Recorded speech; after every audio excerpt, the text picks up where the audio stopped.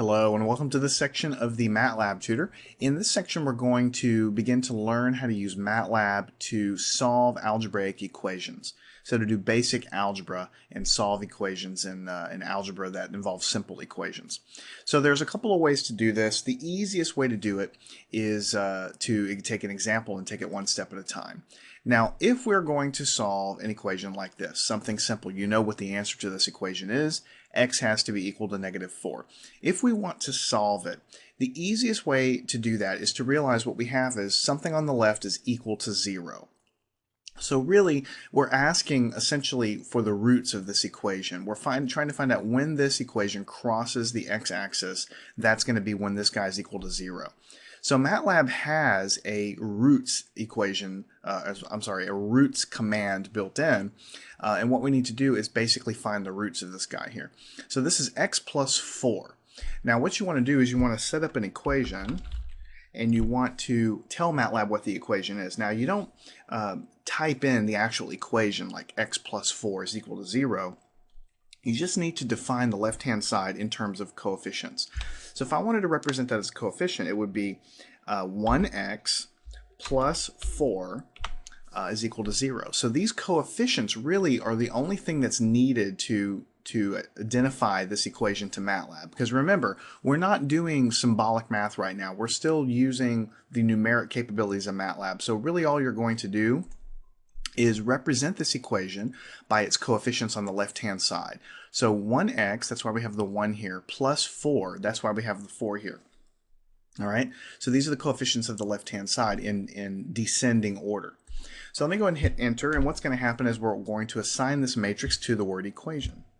Now then all we have to do is use MATLAB's root command and pass it the guy that we just defined. So this is an equation. MATLAB knows that when we send something to the roots command, the matrix or the line, the single row matrix that we have is going to be a list of coefficients in descending order. It knows that since there's two coefficients, it has to be 1x plus 4. And it knows that it's set equal to 0 because we're doing the roots of it. And so then it reports the answer is -4, which is exactly what you would expect by moving this over to the other side. So let's get the hang of this with another equation. Let's say we have x squared minus 4 is equal to 0. All right, so you can kind of mentally, I'm choosing easy equations. You mentally move this over, it's going to be a positive 4. You take the square root, so you should have plus or minus 2 as your answer. So we need to represent this on the left-hand side by the coefficient row matrix again. So let's reassign the variable equation. So what do we have here? It was 1x squared minus 4. So we have the 1x squared there plus 0x minus 4 is equal to 0. Now make sure you understand what I'm doing here.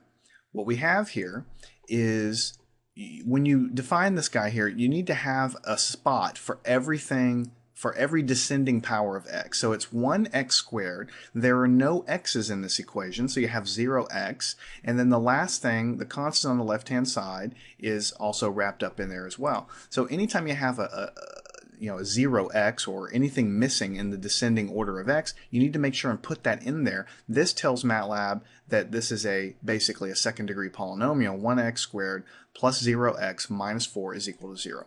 So let's go ahead and set that up and do the roots of equation. And it says plus or minus 2, which again is exactly what you would expect. You move this over and make it 4, take the square root, you should get plus or minus 2. So let's go to the next guy. The only difference between this one and the last one is we changed the sign here. Now it's x squared plus 4. So what I'm going to do is hit the up arrow key, and I'm going to retrieve the last command. I'm going to do it one more time and retrieve the command before that, just so that I can take this minus sign and basically make it a plus. So that's all that's different between this problem and the last. So I'm going to hit enter. So we've defined the equation in MATLAB, or the polynomial we're trying to find the roots of. And then we do the roots of the variable equation that we just defined. Now notice what happens here. We have a complex answer. So again, MATLAB has no problem giving you complex answers. Here we have 2i, and the other answer is -2i. And these are conjugates of one another, which is sort of the rules of algebra. You always expect to get these conjugates in pairs like this. And just to make sure that this makes sense, if you move the 4 over here, it should be -4. Take the square root, it'd be plus or minus the square root of -4, and so you're going to get a pair of imaginary answers there. So that's exactly what happens. The only thing you need to make sure of is when you're setting up the coefficients here, you need to make sure and put a 0 anywhere where there is no variable present in your original equation. All right, so let's go down and solve an equation like this. So this is basically the same sort of deal. We have x squared minus 3x plus 9. So let's go and set this up again just for variety. I'll name it Jason, and I'll set up a single row matrix like this, x squared minus 3x. So it's 1x squared minus 3x, and the last part of it was plus 9. And that is the definition of what we're trying to solve here, because here we have x squared, we have a term in x, and we have a constant term, so there's no zeros. Everything is accounted for in our equation. Everything matches up coefficient-wise. So I will go ahead and define that little row matrix there, and I'll do the roots command on what we just defined. And again, we get two answers, which are complex conjugates of one another. The reason we get two answers is because this is a second-degree polynomial. We expect it to cross the x-axis twice. In this case, it's a complex answer. We expect to get two roots. All right, so that's basically how you do it, and you can put more complicated things into MATLAB here. Here we have x to the 5th minus 3x to the 4th. So I'll do my last name here. 1x to the 5th. Here we have negative 3x to the 4th, so I'll put a negative 3 there. Now there's no x to the 3rd, so I'm going to have to put a 0 there. But then I'm going to have a 1, and there's no x squareds also, so there's got to be another 0 in there. And then finally there's 1x and then minus 12, so 1 minus 12. And make sure you understand how we arrive at this, because it's really the most important part of everything we're doing here. 1x squared minus 3x to the 4th plus 0x cubed plus 0x squared plus 1x minus 12. So we have to put zeros everywhere where we need that. And then we'll do roots on this variable here. And notice we get 5 answers. The reason we get 5 answers is because it's a 5th order polynomial like this. One of them is real. The other 4 are complex conjugates occurring in pairs, which always is the way algebra works. So far we've been using the roots command. It's pretty powerful. Most of the time you're trying to solve a quick equation, a quick polynomial equation. This is the way you're going to do it. Now, notice that I've set all of these equations up equal to 0, but just to kind of make sure you understand, if you're given an equation like this, where the left-hand side is equal to something on the right-hand side and it's not equal to 0, then what you need to do is mentally sort of move one half of it over to the left-hand side so that it is equal to 0. So for instance, if I wanted to do, equation and set up a matrix again, set up the coefficient matrix, then on the left-hand side it's going to be 1x cubed minus 2x squared. So it's 1x cubed minus 2x squared, like this. And then when we move the x over here, it's going to be negative 1x, so I'll have a negative 1x. And then when I move the negative 2 over, that's going to become a positive 2. So that's going to be a positive 2. And this is how I set up my coefficient matrix for this problem.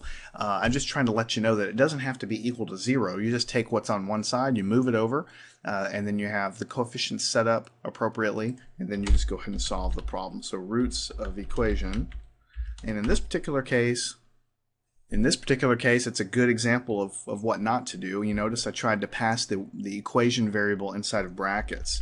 So if you ever do something like that, don't get too worried about it. Just do it the proper way inside of parentheses. And then in this case, we'll get 3 answers. And they're real numbers in this case. The reason we get 3 answers is because we have a 3rd degree or 3rd order polynomial like this.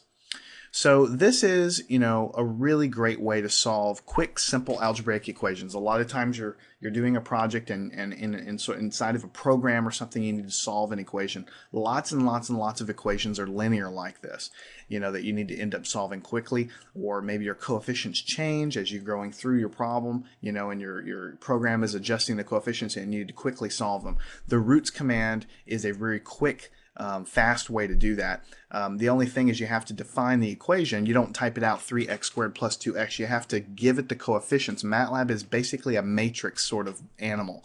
So it's requiring the input to be in the form of these numbers. And when you think about it, that's all that's needed to represent the equation, are these coefficients. And so the computer can understand what you're asking for and then quickly calculate the answer.